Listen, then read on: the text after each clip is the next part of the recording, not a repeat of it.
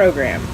So what we have here today, I have already laid out some of my materials, so I'm going to take you through the steps of the lab so that you have a better idea of how to do it with your students. So the first thing you have in your trunk, you will have a kit that includes 7 plastic unlabeled cups and 2 plastic cups, one labeled citric acid, one labeled sodium carbonate.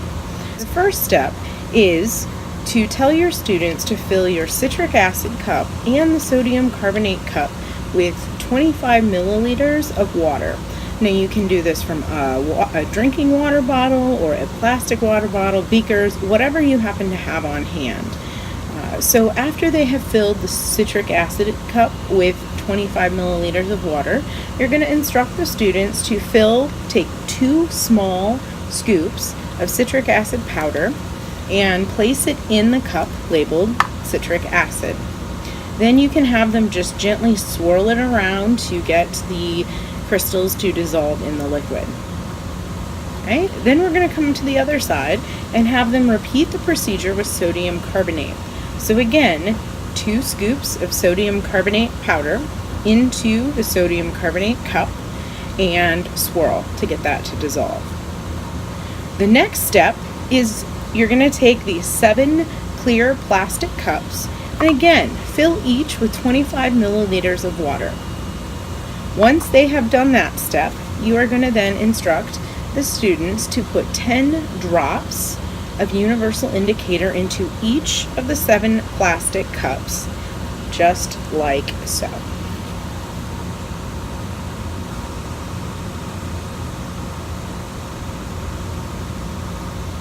Now, some of your students may not understand the concept of drops, so just at an angle or straight up and down, either way, but a steady, slow pressure until they have enough drops having counted out.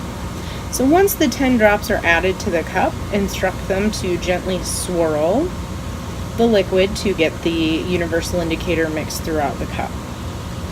Okay, so now we have our pH card that shows us the different color ranges that that the universal indicator is going to produce. So what the students are going to do is recreate the rainbow, hence chemistry's rainbow.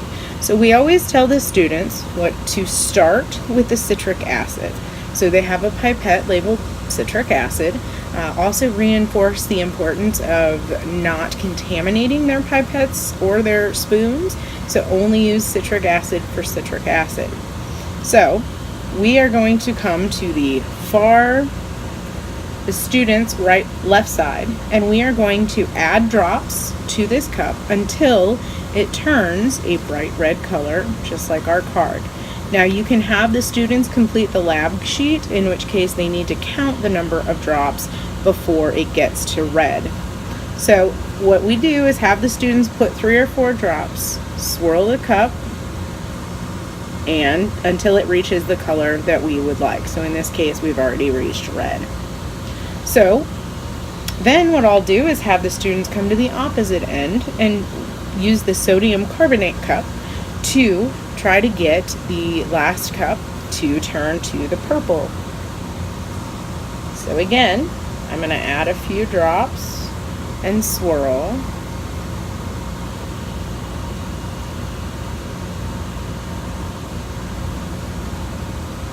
And we get purple. So then you're just going to have your students complete the rest of the sequence until you get the rainbow recreated. You may find that while you're doing this activity, the students add either citric acid or sodium carbonate, and they create the wrong color. So an easy way to fix it is if it's too acidic, you add the sodium carbonate, the base, to adjust the pH to become higher. If it is too basic, you can then add citric acid to bring the pH back down to the appropriate level. So once your students have created the rainbow, what we will often tell the students is that we cannot dispose of the liquid until all of the liquids go back to neutral. And so you can have them do this in whatever way they think will work best. So some will automatically go to, well, if I have an acid and I need to bring my base back to neutral, then I need to add my acid to my base. Okay, so they can try it that way. And they will continue doing this process until they get their base back to neutral. Now, the other thing that they can do is they say, oh, well, I have an acid and I have a base. What happens if I pour them together? Oh, okay, well, clearly I did take my base to an acid, but I went too far. So what if I now take my base and add it to my acid?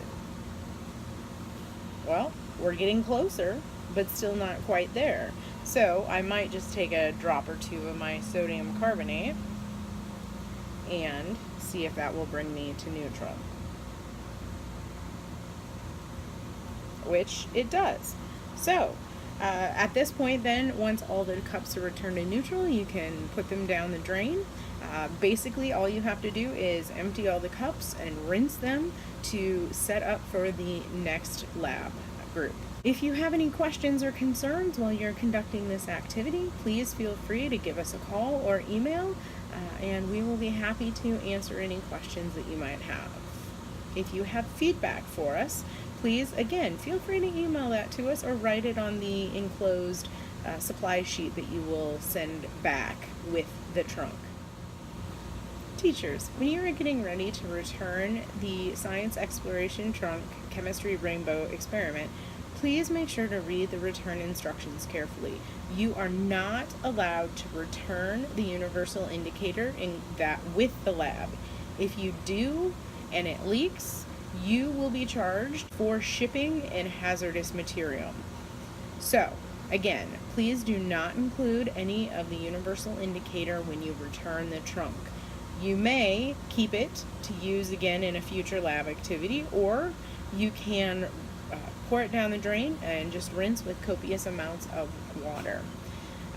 The other thing, when you go to ship back the trunk, please cover the white and black triangle on the side of the shipping container with a white label enclosed with your return instructions.